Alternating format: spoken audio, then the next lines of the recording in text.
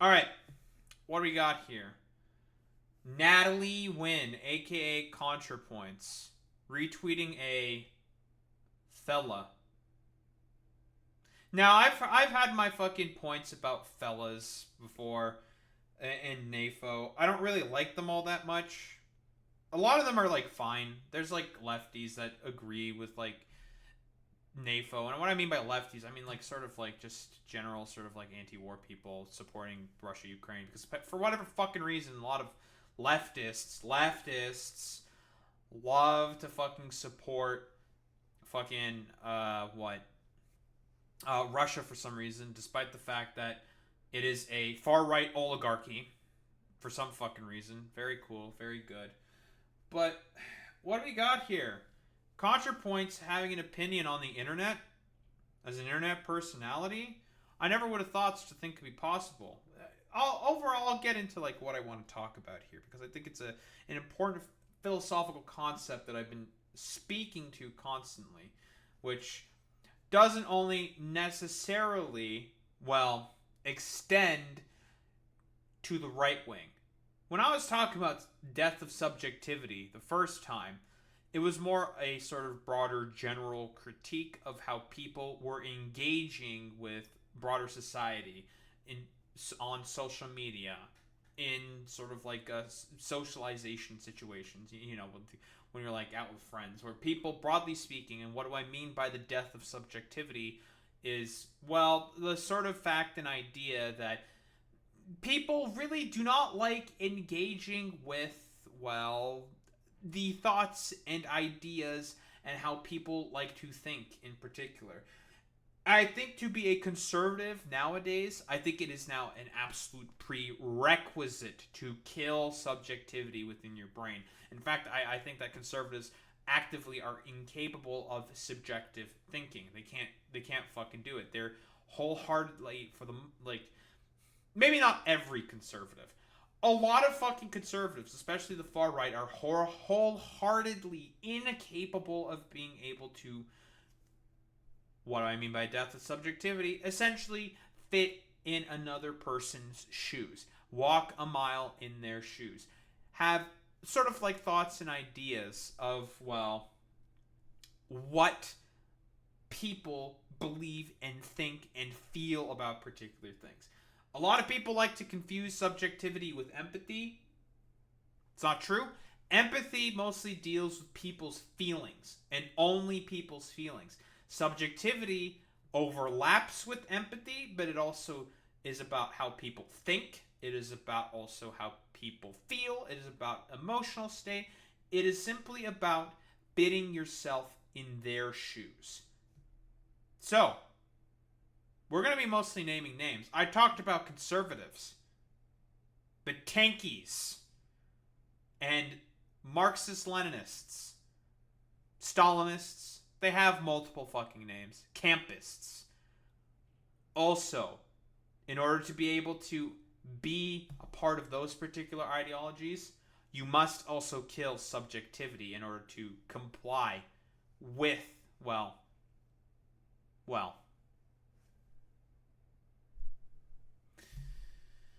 with those ideologies. You must. We got a meme here, It's an Apu meme.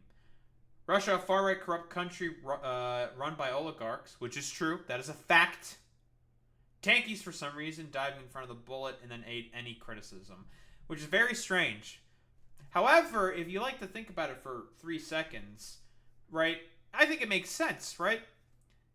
It makes perfect sense. They think that the Soviet Union that is being restored through the war is, going to be restored by Putin invading Ukraine. That's what they want. I know it's like fucking ridiculous to say that is like the sort of like way that these people think, but these people do unironically probably believe that. Like, it's stupid. This is why they shouldn't really be called tankies IMO. Tanky originally referred to an apologist for Soviet aggression, and what ContraPoints is referencing to here is when the British Communist Party, I think it was the British Communist Party, in 1956, when the tanks were being rolled in Hungary, in order to suppress the sort of protests that were happening, the potential fomentation of a populist uprising against the Soviets for, well, Hungarian independence, because there was a popular uprising that was being fomented by the Hungarians. What did the Soviets do? They crushed that shit with their military. Crazy. And as a result, the people who heavily defended that earned the moniker of tanky, because they were defending the tanks that were rolling into Hungary. I could be wrong on this. Let me double check this to make sure that I got that right. Tanky. Yes, it's a pejorative term. Yes. Criticized those who defended the Soviet Union's suppression of the Hungarian Revolution of 1956, which was the first instance, and then Prague Spring in 1968. Lovely. Very, very cool. So, yes, it is a pejorative term. And again, most of the problems that fucking Marxist Leninists have is the fact that tanky is used as a pejorative. The problem is that a lot of Marxist Leninists do defend the actions of the fucking Soviet Union and have no problems with defending the aggressive actions of the fucking Soviet Union. They don't have any problems with that in particular. So it's not inaccurate to call them fucking tankies, even like nowadays. Now, can we talk about that this is an incredibly loud, annoying minority? Sure, yeah, I don't disagree with that, right? Like, very small. But a lot of people sort of, quite fucking literally, immediately turn off their brains and just think of it as like a stupid, dumb fucking conservative attack upon like broader sort of leftism. And I don't think fucking Marxist Leninists should claim broader leftism for themselves, because they are not leftists. Marxist Leninist states quite literally do not believe in the abolition of the commodity form. They do not believe in the proletariat owning the fucking means of production. They don't believe in any of that fucking shit, okay? Because quite literally, if they unironically believe that centralizing more and more state power against a few selected fucking bureaucrats is not any different than fucking capitalism, then they don't even believe in the basic tenets of Marxism. Exactly, Boy Meets Mini. It's the same hierarchical systems of oppression and control that exist under fucking capitalism, but it's got a fucking red coat of paint on it. Kind of like this red shirt I'm wearing. No correlation, of course. These people are campists. They view the American/Western powers as uniquely evil and support any opposition power, even if it's a far-right oligarchy. ContraPoints is correct here, and the concept she's talking about here, broadly speaking, is, well, American diabolism, where basically the idea is, if America is involved in this thing, obviously it has to be categorically bad because America was bad in it. Then, okay, do you disagree with the Americans funding and arming the Vietnamese when they were trying to defend themselves from Chinese aggression? Because I'm assuming they more than likely did do that. I could be wrong about that. Certainly could be. But here's a better, more recent example. What about the Americans funding and arming the Kurds while they were fighting ISIS? Do they think that's bad? We all know what they think about Ukraine. They think that that is absolutely wretched and horrible, despite the fact that America made guarantees to the Ukrainians as a part of the Minsk agreements to help Ukraine in its defense in the case of Russian aggression. Like, that's the tenets of the deal. That is the U.S. upholding their end of the deal. Of course, Trump doesn't want to do that because he's a moron, but that's a completely fucking different story. So, what exactly, right? Like, we have a problem with the Rojavans doing it, with the Kurds fucking doing it, and they're ostensibly leftists. But they're anarchists, so therefore they're cringe. There's no fucking consistency here. That's the problem that I'm mostly pointing out here. What else do we have here? I want to also see the slight follow-ups to this. Right, she mostly replies to a bunch of different sort of positions here, right? Like, mostly to different arguments. What I want to focus on is this in particular, right? So I agree to never teaming up with far-right goons, but I have to ask, do you not see the US/the West as uniquely evil?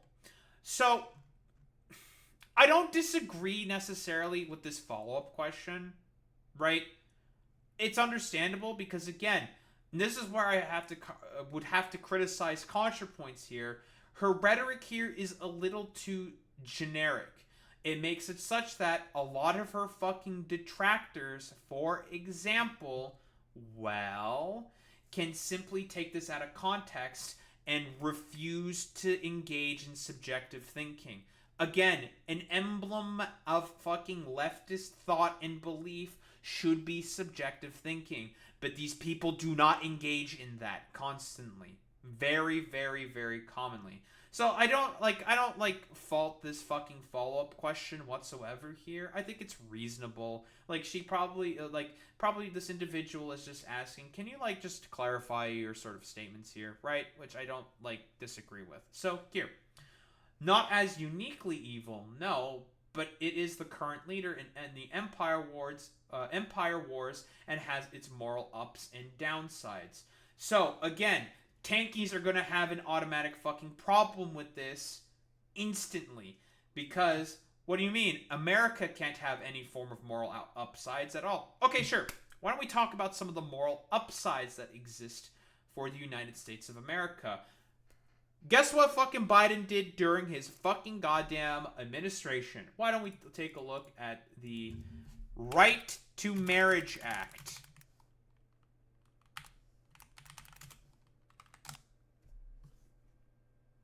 No, it's not the Canadian law. I want the US version, please. Thank you. It's not right to marriage. It's respect for marriage.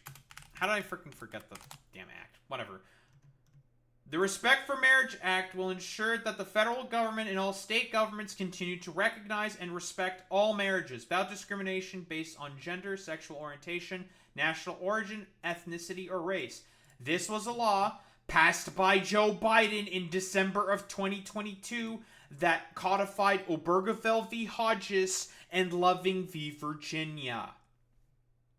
But we want to talk about America purely as this moral abhorrence upon the in the world. Like, we don't even have gay marriage. That's not being fucking respected. Wait, what's this? What is this? You have some explaining to do, Marxist Leninists.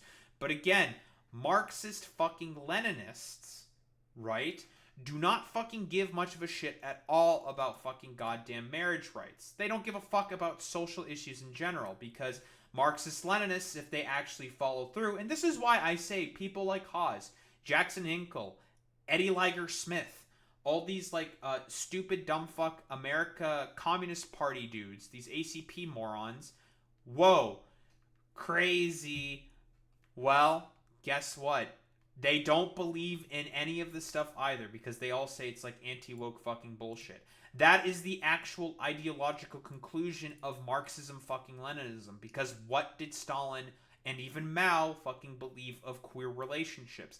They saw them as Western bourgeois fucking decadence, as propaganda to help unravel the threads of the state. Now, queer MLs, how do you exactly engage with this fucking through line? I remember I told some queer MLs that I used to know about the Respect for Marriage Act and what it did. They were just like, oh, what? Really? Joe Biden codified that? I'm like, yeah, he did. You should look it up. We can quibble about all the problems with Joe Biden and how bad and fucking worthless he is. But he codified this into law. It passed, I think, on a bipartisan basis through the House and the Senate. Probably not bipartisan, probably in the House. The Democrats had enough votes to pass the House, but it passed on a bipartisan consensus in the Senate. So, what's this? What's up with this? Marxist Leninists, you have some explaining to do. Death of fucking subjectivity. So they're going to have an immediate problem with the language that's being used here, right? because they do believe inherently that fucking the US is the only unique evil that exists in the world. When if you think for like literally 3 fucking seconds for in terms of even the most recent of fucking goddamn recency, that is just simply not the fucking case. But they don't think Russia is evil. They don't think China is evil. They don't think every fucking nation state is evil, because in reality, they are okay with the structure of the nation state, but they'll never fucking admit to any of that. And it fixed a lot of flaws with the Obergefell president that had so many issues. It was a good act. The Respect for Marriage Act was a good piece of legislation that fixed a lot of problems and codified very popular Supreme Court, precedents that were established. Loving v. Virginia and, Obergefell v. Hodges. And, can't be having any of that in terms of the moral upsides. And I'm going to tell you right now, what broader white Western society is, especially in fucking North America, if we are talking about social liberties and civil liberties, is significantly more freer in comparison to a lot of other fucking societies. Again, we can make the whole fucking argument about economic liberation, but that is a different story, and I would agree with you there. However, if we are talking about in terms of civil liberties, in terms of people being able to come to these fucking countries, the sort of melting pot of America, or the mosaic of Canada, these are unironically some of the most unique, diverse countries in the entire planet. Toronto, for example, is the most diverse city in the world. I think there's some percentage of every nationality that exists in Toronto, unironically. So, again, this is the fucking issue here, right? These people are going to take an immediate fucking problem with the fact that we can quibble about this, that Natalie here is using more broader fucking language. We can quibble about that, but her overall point is not, inaccurate here. The issue is that these people are not looking at the overall point. They don't give a fuck about the overall point. None of them care about this. A follow-up to this. I'm not defending Russia in any way, but the US is a white settler colony that is currently bankrolling another colony's ethnic cleansing. If that isn't uniquely evil in 2025, then I don't know what is. Boy Meets Mini, shall we talk about the British East India Company in the Indian subcontinent? Shall we talk about the conquistadors that were paying local fucking tribesmen throughout Central and South America to wipe out other fucking tribes within Central and South America, to ally with them in order to be able to more easily conquer those subcontinents? This isn't a unique thing in history in terms of what the US is doing in terms of, bankrolling another colony's fucking ethnic cleansing. This isn't something that's unique, to be quite honest, right? And I don't disagree with what fucking Rhizo Mode is saying here. This is inaccurate. Not inaccurate. But let's be honest here. Let's keep it $1.50. This isn't a ridiculous thing to happen within history. The US aren't uniquely evil for doing this. We can even talk about the French. Quite literally. Apartheid South Africa. If we want more fucking goddamn recent examples. Yeah, like you're saying, Alex. Oh yeah, the Spanish took a lot of Talaxic mercenaries to conquer Mexico. Exactly. There was no way any of these European colonial empires were going to be able to conquer these subcontinents without the help of local indigenous leaders and other sort of local populaces that they can use as leverage, as a way to act as guides for customs in the area, in order to have them as middlemen to help administer these particular locations and stuff. We know this. The British Raj is a perfect example of this. It's not ridiculous to say. That's why so many of Mexico has Nahuatl names for places, even though Nahuatl wasn't that widely spoken. It was the Nahuatl names for those areas, Guatemala being one of them. Texalax spoke Nahuatl. And I'm assuming Texalax, if I recall, I think it's what? Their main city was Tenochtitlan. And they were, well, quite a warlike people and were quite fucking aggressive against the other tribes. The Spanish leveraged that to their advantage in order to help conquer Mexico, quite literally, and then inevitably fucking betrayed them, besieged Tenochtitlan, and took it from the state, and took it for themselves. No, it was a city nearby, Tenochtitlan.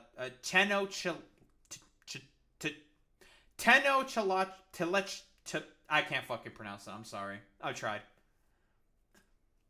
Okay, well, I wasn't exactly accurate with my history. Fuck. L for the streamer. Papega streamer. L for me. So again, this isn't particularly fucking unique, right? In terms of history with what the US is doing. Yeah, close enough. Yeah, whatever. It's close enough, okay? Tomato, you can fucking sue me. I don't give a shit. Sue me. This isn't like a particularly unique thing. But here's where ContraPoints really fucked up in terms of rhetoric. I don't think she's wrong here, but this is where she really fucking fucked up. Killing 60,000 people is probably the worst atrocity of the last 2 years, but in the scope of modern history, it is unfortunately far from unique. Now, I understand the point that Contra is raising here, right? She is talking about the ethnic cleansing of Palestinians based off of what the total of, and we're going to get to the fucking note, based off of the total that the Gaza Health Ministry is reporting. Obviously, it's probably significantly higher than that. However, she said this and didn't do an immediate fucking follow-up with this fucking note. And lo and behold, instead of engaging with the actual point, the actual argument, what do all these fucking Marxist Leninists do? They have a complete fucking conniption about it. Talking about like, well, obviously the person who interviewed Hillary Clinton is pro-Israel and all this. Now she's a fucking Zionist liberal. And it's just like, that is an extreme fucking leap in logic to be taking here. But again, death of subjectivity. This is what it looks like. Exactly. We can even fucking do it here. Hello, Mike from PA. One of the probably poster childs of fucking death of subjectivity. Is this ContraPoints coming out in favor of Israel's genocide in Gaza? I'm legitimately at a loss for what this could mean without that conclusion. When are we going to get an IP video from you? Never. Y'all would fucking hate it. This can mean anything. Who the fuck gives a shit about any of this stuff? This is fucking meaningless. Right? Let's be fucking honest here. Maybe she doesn't want to engage with this. Because she's a philosophy channel, first and foremost, engaging with broader philosophical concepts. Maybe she doesn't want to talk about complicated historical geopolitical conflicts. Because that's just not her wheelhouse, and she doesn't want to fucking engage with it, Mike. Death of subjectivity. This is what it fucking looks like. And of course, this dumbass fucking says, like, you know, it gets even better. I'm an Israeli, and I won't hate you. Like, are you, like, unironically, like, this is probably anti-Semitic. That's why this fucking person is putting this here. To gin up fucking, what? Anti-Semitism. Quite literally. I'll do the fucking meme. I don't care. Yeah, because Mike is very good at engaging with it very well. you know, just only caring about fucking potential audience capture, because that's all this motherfucker fucking cares about, because he's a charlatan. He is a fraud. Quite literally. He doesn't believe in fucking anything besides doing whatever it takes in order to get fucking easy fucking Hassan bucks. That's literally it for Mike from PA. But he is a perfect poster child in terms of the left's sort of death of subjectivity.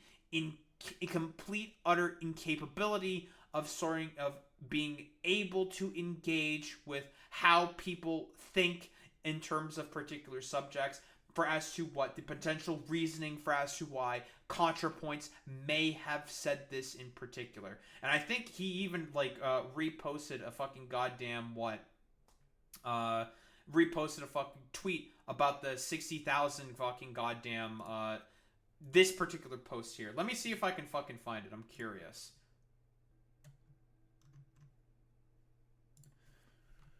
But sure.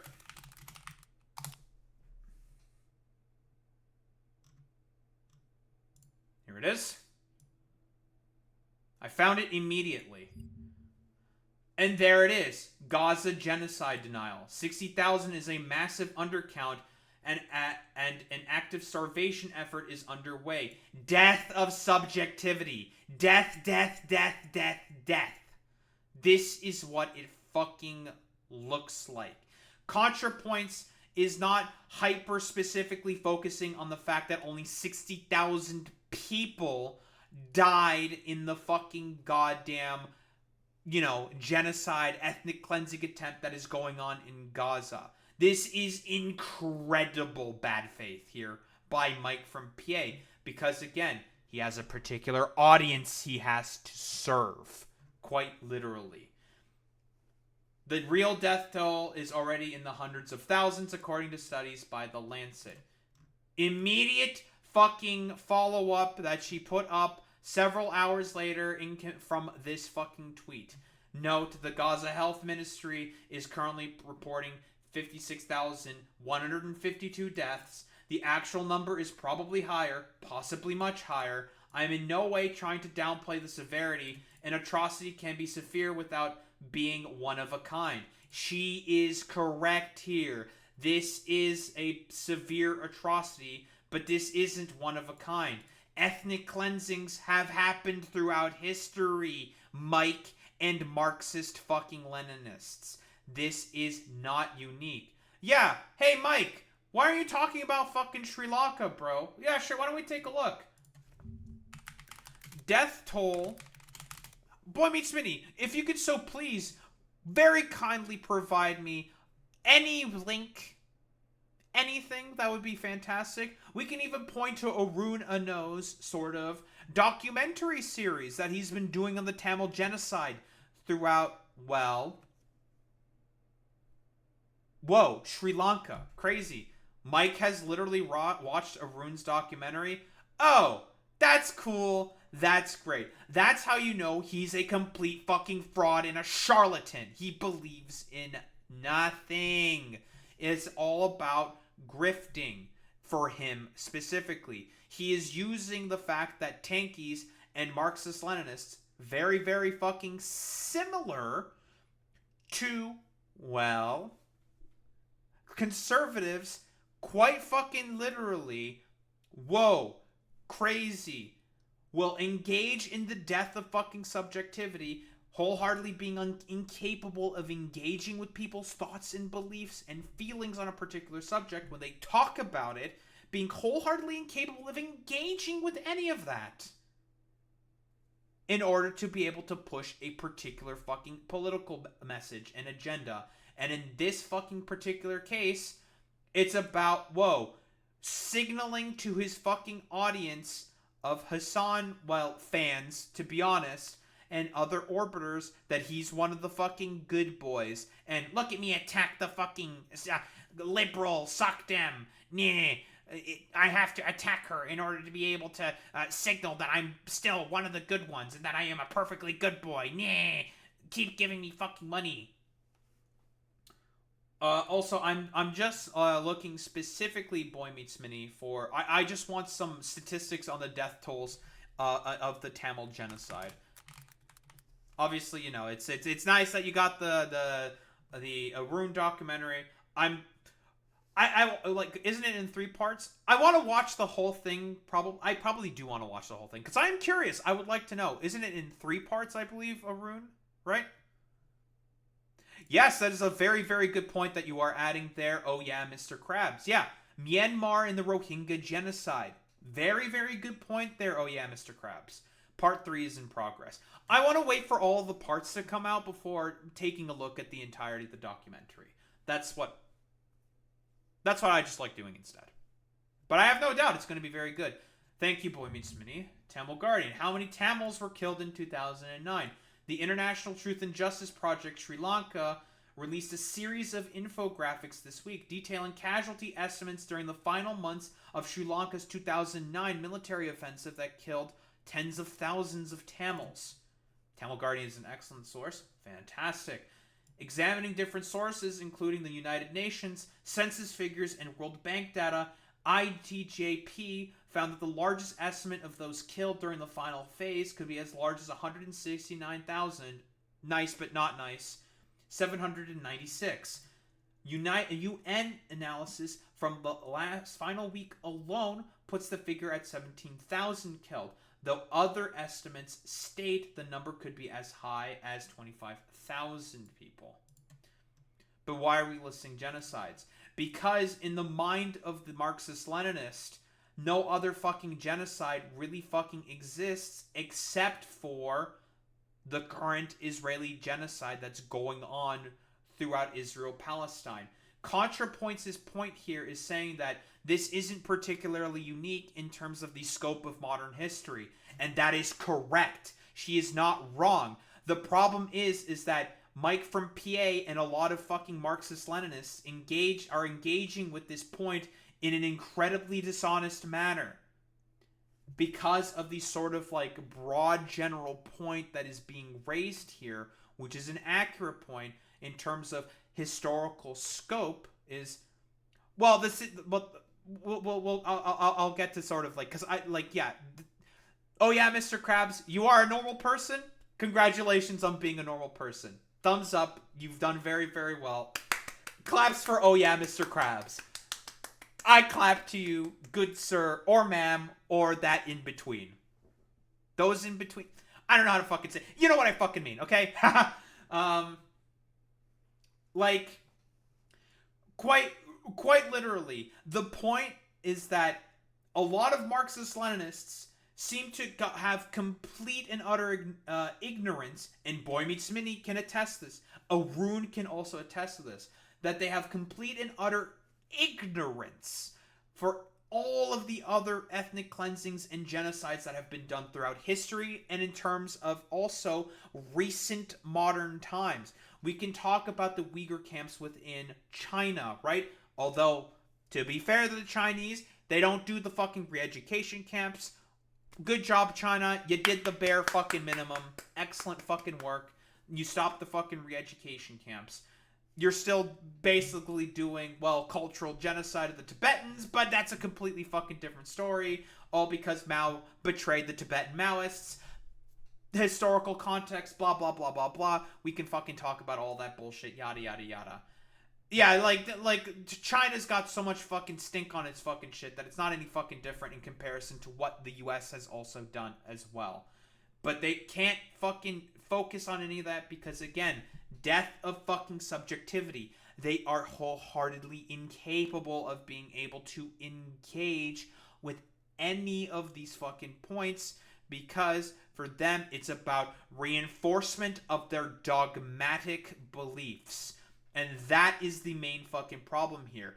It is a fucking cult of first order and principles. If you stray away from, well, the thoughts and beliefs of what your leaders are supposed to be putting out there, then you are seen as damn crazy.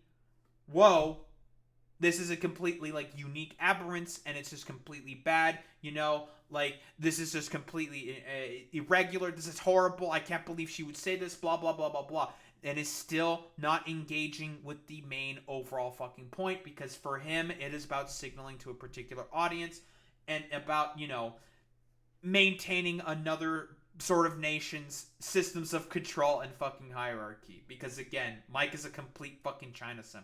Like, this motherfucker thinks Xi Jinping is Marxist, which is ludicrous, but whatever. And yeah, you're right, Boy Meets Mini. Yeah, even if she said 60,000 plus, he still would have quote retweeted. It wouldn't have fucking mattered. Well, this isn't technically a quote retweet. This is a fucking screenshot, but whatever. Mike would have still made a fucking stink about it, because again, for him, it's all about audience capture, because he's a fucking grifter. But back to the fucking numbers here. This is the Tamil genocide. This didn't happen that long ago. This is about 15 years ago. And arguments can be made that it's still fucking happening to this day, right? I assume...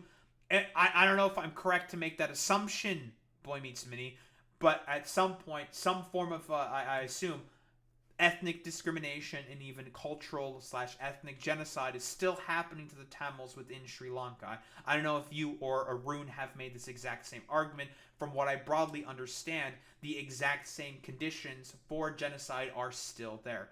It's not full-on bombing, but it is apartheid. Apartheid. Not any different from what's going on in Israel, Mike. Not fucking unique. And it's happening in fucking Sri Lanka.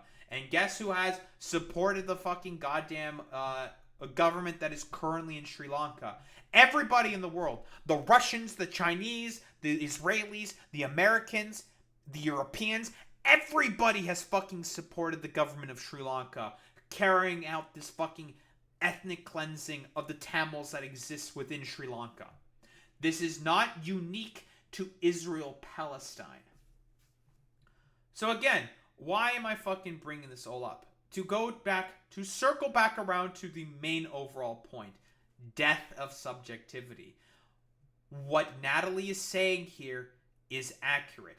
This is not an aberrance of history. This is not a fucking one-of-a-kind particular thing. Again, an atrocity can't be severe without being one-of-a-kind. My reasons for saying it's not one-of-a-kind are clear from the context of the tweets that this is a response to.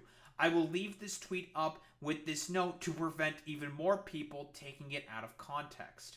This is a completely fucking reasonable follow-up. Now, we can quibble about should Natalie have been more specific in her fucking language? Yes. Sure. In order for it to not be completely taken out of context here. But honestly, like, it's online fucking engagement. People should be able to subjectively engage with what people are saying. And that is the main thing that I am pointing out here. Death of subjectivity. This is what it looks like. People are not properly engaging with this fucking point, saying stuff like, oh, what, so you support the fucking genocide then? Because, man, that Hillary interview must have really gotten to your brain and fried you. It's like, that's not fucking honest at all. I don't think Natalie has particularly talked about this issue particularly in depth, because that's just not her wheelhouse. She just wants to do fucking philosophy content and make 3-hour-long fucking movies and stream video games on her fucking live channel. That's what Natalie wants to do, okay? And that's fine. That is a lane that she can occupy. She doesn't have to encapsulate the broader scope of all fucking leftist politics.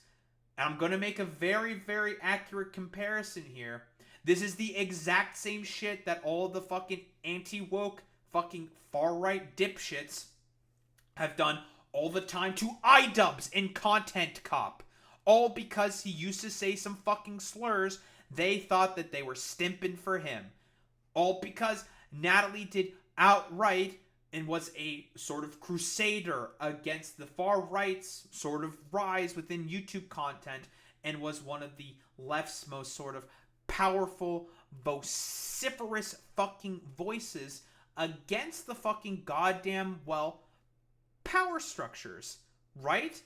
Quite fucking often, we can acknowledge this, that all of these fucking ML dumbasses, who may not have been fucking MLs to begin with, have probably gone down certain radicalization rabbit holes, looking at you, Deprogram Pod, and Hassan and his fucking orbiters, although, like, with Hassan, Not 100%. He's more of the opening to the rabbit hole to people like Deprogram Pod in particular.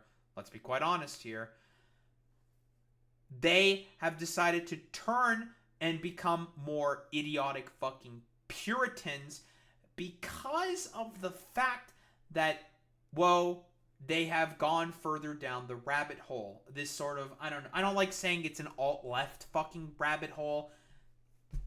I think that's silly and ridiculous, but I don't think it's exactly an inaccurate statement. Like, but this is what death of fucking subjectivity looks like. Plain and clear. And yeah, this is a pretty interesting point that you're raising here, Cannell Hill? I don't know how to pronounce your name. I'm so sorry. It's honestly a pattern we see too often, where leftist or anti-imperialist rhetoric is often used to gain legitimacy. But once in power, the state apparatus still functions to uphold majoritarian nationalism. That is a fantastic point. And this is the exact same stuff that, conservatives do all the time. The sort of twisting of history in order to serve their own political goals. Marxist Leninists do this all the fucking time, which is why I say they are no different to conservatives. And in terms of this political philosophy that they engage with American diabolism, but instead of celebrating American superiority. But even then, like, a lot of like American Nazis and nationalists shit on America all the fucking goddamn time. Constantly. Well, that's how you get fucking positions like this. Quite simply put, this is how death of fucking subjectivity happens. It's insane, dude. It's fucking crazy. Yeah, true anti-imperialism threatens the existing order too much to be allowed into power without compromise. If they get in and stay in, it's usually because they've made peace with the same oppressive systems they claim to oppose. That is also a very, very good point. Which is why you oftentimes get people where, they support Palestinians, which is a correct sort of cause to support. That is an anti-colonialist, anti-imperialist struggle where the correct position is to support the Palestinians there, but they are okay with supporting the Russians in their imperialist attempts at conquest.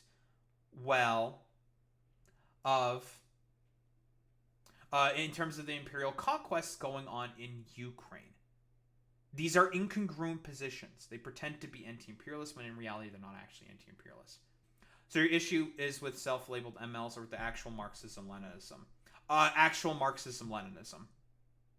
The people who self-label themselves as MLs, broadly speaking, are people who don't necessarily never really engaged with a lot of history. They just self-label as that because that's what their friend group labels themselves as, so they just join with the crowd, generally speaking. But I have actual problems with Marxism-Leninism. I have a lot of problems with Marxism-Leninism. Even like Lenin would have disagreed with Marxism-Leninism, right? It's whole sort of, the Lenin was an internationalist. He did not agree with socialism in one country, which is the sort of like main crux, right? The main sort of crux of the ideology of Marxism-Leninism. And the reason why Stalin believes in socialism in one country is because of the failures of the Spanish Civil War and also the failure of the German Revolution. That's why Stalin became more of an isolationist and less internationalist as a result. Marxism inherently is internationalist. Marx talked about the benefits of internationalism, same with fucking Lenin. But Stalin threw that all out the window because, he got, mad about it, basically. And Marxism-Leninism is the state ideology of, Stalin and of the Soviet Union. That's what it is. So, again, I totally blanked out on, what one of the points that I was making, I completely forget, what I was saying there. I'll be quite honest. But the problem is specifically death of fucking subjectivity. This philosophical concept that I don't know if I coined it myself. I want to say that I coined it myself. I'll post the link below in like the description or whatever. I don't know if you want to grab it yourself, Boy Meets Mini, and post it in the chat. But the idea is basically due to social media, due to a lot of hyper commodification, capitalist realism. Shout out to Mark Fisher as always. A lot of because of hyper commodification, suburbanization, the loss of third places, the fact that the economy is shittier and shittier than ever. It's very difficult to go out there and fucking socialize with people nowadays. Fucking going to restaurants and stuff is expensive. It costs a lot of money. Lots and lots of money. Thank you, Boy Meets Mini. I believe that is my... yes, that is my first take on all of this. Thank you very much, Boy Meets Mini. If you want to check that out to sort of like get additional context, I'm providing like a basic TLDR here. The death of fucking subjectivity is basically the idea that people are wholeheartedly incapable of, well, engaging with other people's thoughts, beliefs, feelings, and takes on any particular position. And we live in a current socialized and incredibly individualized, atomized environment where you must stake a claim at all costs lest you be socially ostracized, lest you be completely and utterly shunned, an outcast, a loner, people who don't, well, agree with your fucking position. And yeah, oh yeah, Mr. Krabs, well, I always considered myself to be ML, but I'm not that knowledgeable, so I just self-labeled due to the content I consume. You're not unique from that in particular, and I say that's a lot of Hassan fans that have that position. I'm a socialist and against Western imperialism, that's for sure, but I don't know theory at all. If you read some actual, like, Marx, and even Lenin, and you still come out of that, like, as an ML, then, like, you have been sucked into a cult, right? Like, unironically. I will fucking say that, right? Critique of the Gotha program, for example, is quite explicitly anti-statist. And there's a reason why Marx is anti-statist. The reason he is because of the Paris Commune, and that has significantly informed his takes. He saw the Paris Commune when the communards, along with the French military, right, were able to overthrow the military command structure within Paris during the times of the Franco-Prussian Wars. The workers, along with the army, which they called themselves the communards, were able to overthrow the military law that was imposed in Paris at the time. Now, I need to read a lot more in terms of the Paris Commune. I need to find some fucking theory into that and take a look at it. I'm gonna ask some buddies of mine who probably can hook me up with some good resources on that. This significantly informed a lot of what Marx believes in the state and why he is anti-statist. And when he was responding to Ferdinand Lassalle with the actual Gotha program, in response to that program, having problems with the actual program and with Ferdinand Lassalle's sort of ideological predilections to begin with. The state of France, when the communards were able to take over, deployed the entirety of the French, not the entirety of the French army, but a significant amount of resources in order to crush what Marx saw as the rise of the dictatorship of the proletariat. When people talk about the dictatorship of the proletariat, it is a transitionary step to lower stages of communism, what Marx called socialism. There's a very good, if you read the critique of the Gotha program, and also look as a very good follow-up video, Cuck Philosophy's video into this. It's a fantastic video explaining how Marx thought of statism, broadly speaking. I believe the video itself is Marx was not a statist. That is the name of it, quite literally. So, quite literally, in terms of what Marx believed, he outlined the transitionary steps in order to get to communism. Because that was also a question myself that I had, though I had no idea about. It was clarified while reading Critique of the Gotha program and also watching that video. Very, very good clarifying statements. And basically, that was one of the main sort of pieces of theory that I read and videos I watched that made me completely turn against Marxism Leninism and see it as the complete, utter fucking farce that it is. So, again, because of all that fucking sort of the preamble and stuff that I'm describing, right? Death of fucking subjectivity. Let's get back to the overall point. This is how they have to engage with these issues, because their ideology has already been proven by the theorists that they pretend to like. A lot of MLs, when they read theory, they don't actually interpret or understand or reflect upon what they have read very often, right?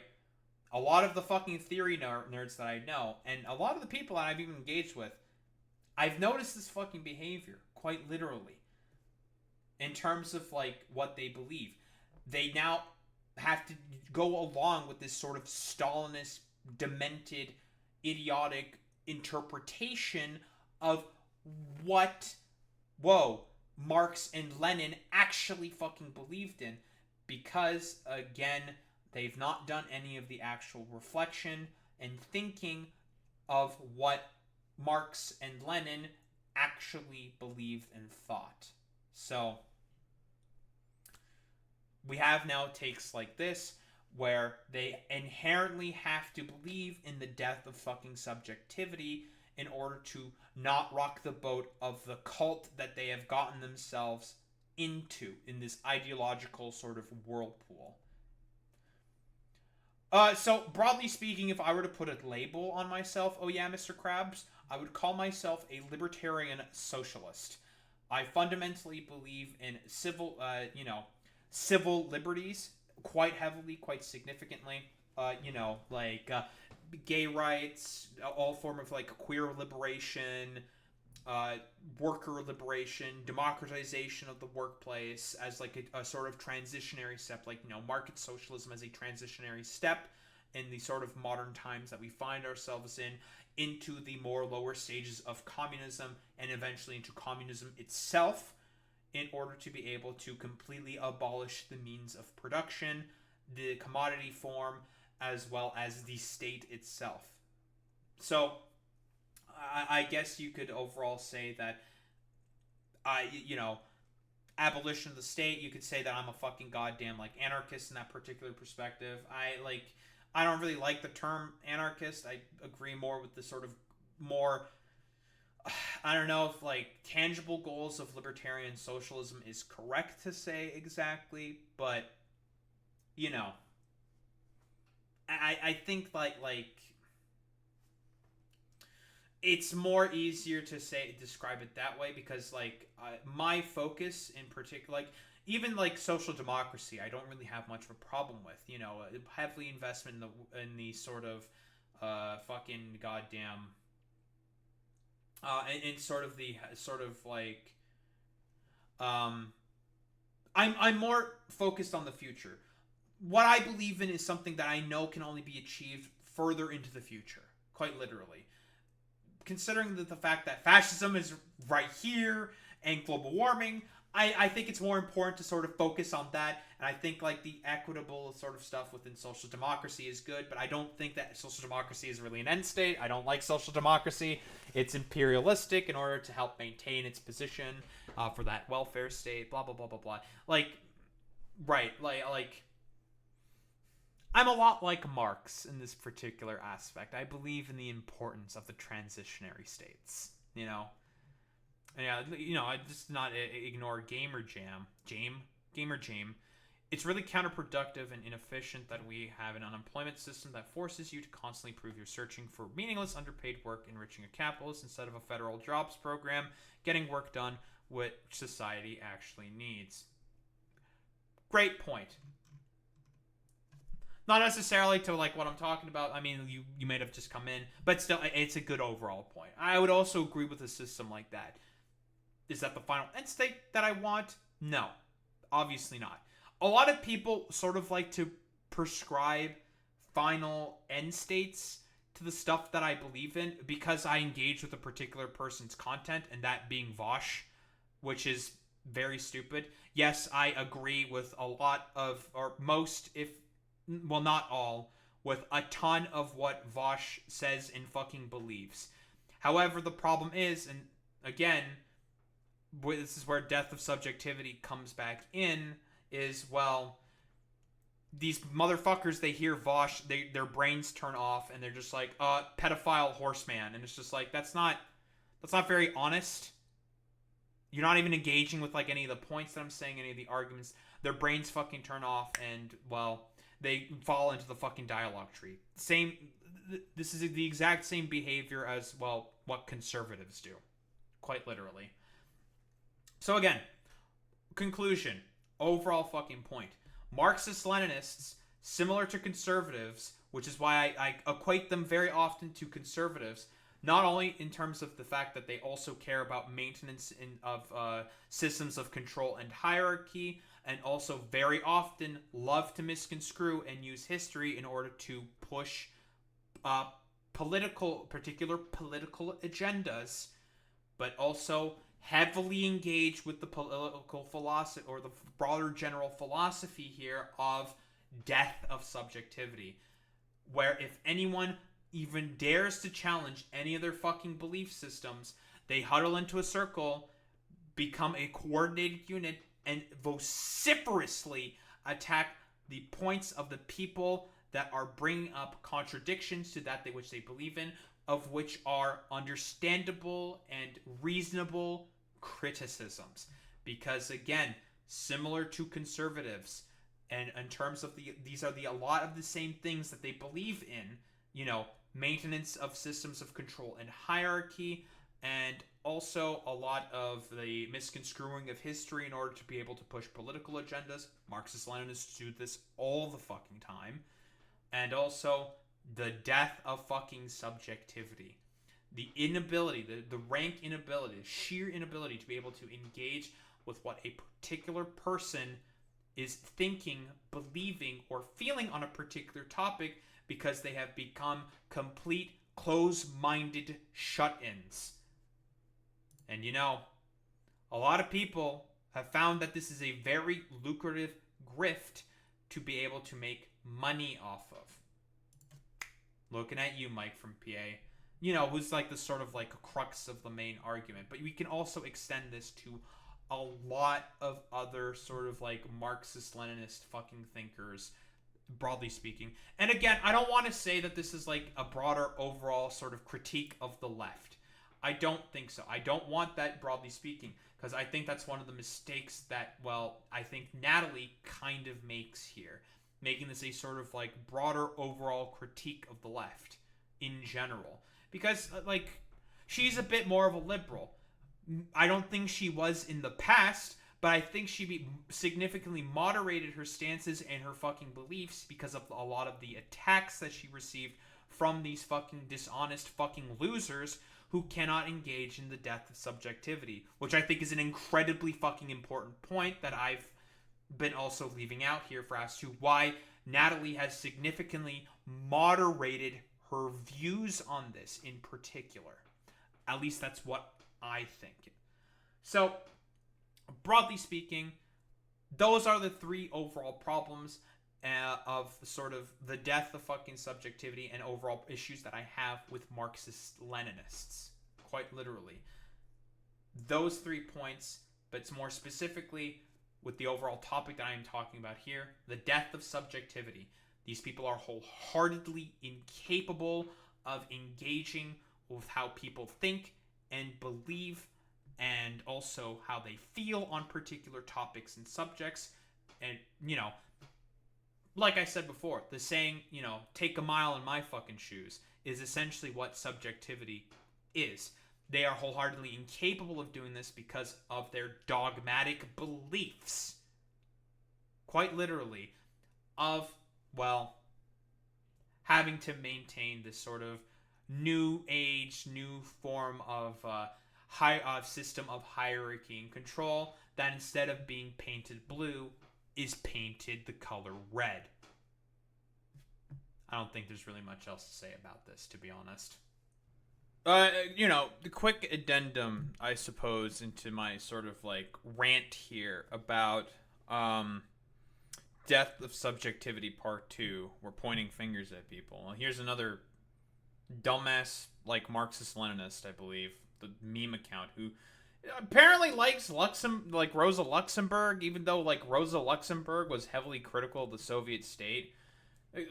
Quite literally, yeah, dude, a ContraPoints is actually Benjamin Netanyahu. Very real and very true.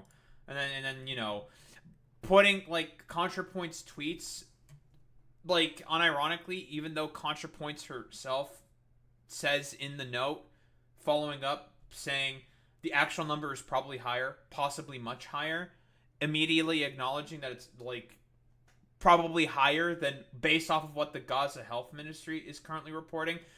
Okay, Death of Subjectivity here. It's just like, it's a problem that she's using the statistics based off of the Gaza Health Ministry. She doesn't want to put out, like, what could be seen as, like, potentially conspiratorial, right? More than likely is why she's using what has been widely fucking reported. And is even fucking acknowledging, again, that the number itself is more than likely fucking higher. But listen, mass strikes now, quote unquote. Listen, you want to get your fucking little dunkery doos. You don't want to, like, think subjectively for, like, 3 seconds for as to why Natalie more than likely used this fucking value, okay? Like, broadly speaking, what has been widely fucking reported. You want to be fucking dishonest so you can pander to your fucking audience. Death of Subjectivity. It's so fucking stupid. What, like, yes, the rich celebrate. The rich celebrate need you to do the line struggle against a meme. Makes sense. The fuck does this even mean? Like, we're just, like, saying, like, random schizo shit now or something? I don't fucking know what the fuck that even means. Like, this is the most fucking dishonest fucking bullshit on the fucking planet, dude. Like, quite literally. Gaza Health Ministry is not good enough for you guys either? Really? Death of fucking subjectivity. All over again. It's quite insane. I mean, what even is this shit? What? Allegations are false, usual disingenuous, and or stupid leftist bullshit. Then why do you use the 60k death count? Why do you not speak out about the Gaza genocide in the last 2 years? She doesn't have to if she doesn't want to. That's not her wheelhouse in particular. I've explained this before, and this is why these people are wholeheartedly incapable of thinking fucking subjectively, okay? She doesn't want to because probably she feels that's not her place to speak out. She's not a historian. She's not, like, a fucking, like, Heckenarino, like, human rights enthusiast or lawyer or whatever the fuck about geopolitics. Not her wheelhouse. She doesn't want to fucking talk about it. That's her prerogative, okay? That's probably my guess, but it doesn't matter if she were to talk about it anyways.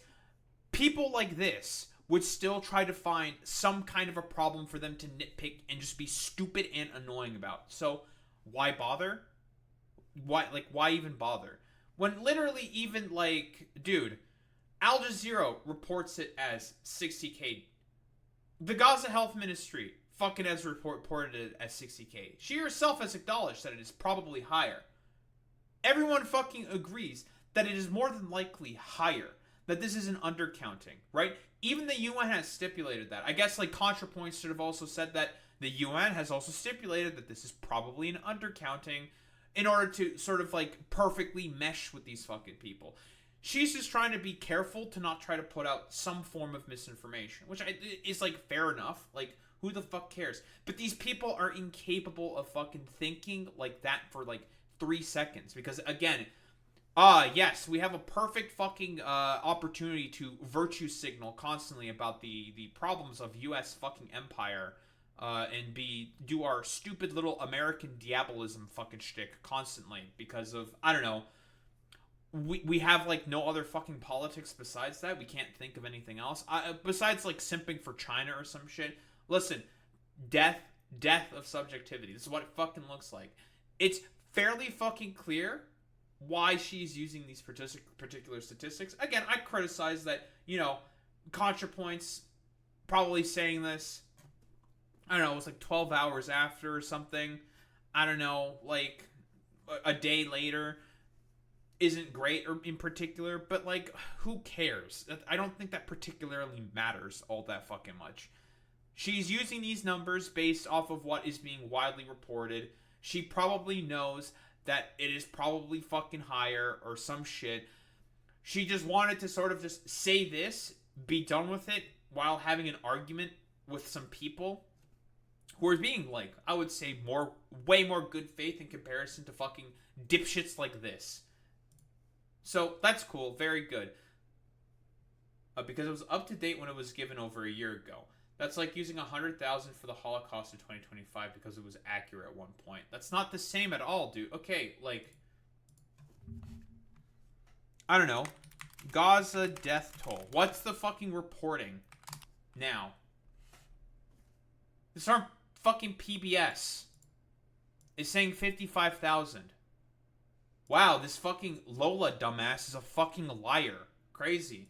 That's how it's being fucking reported. What about what Al Jazeera is saying? The latest death toll stands at 62,614 Palestinians and 1,139 people killed in Israel since October 7th, 2023.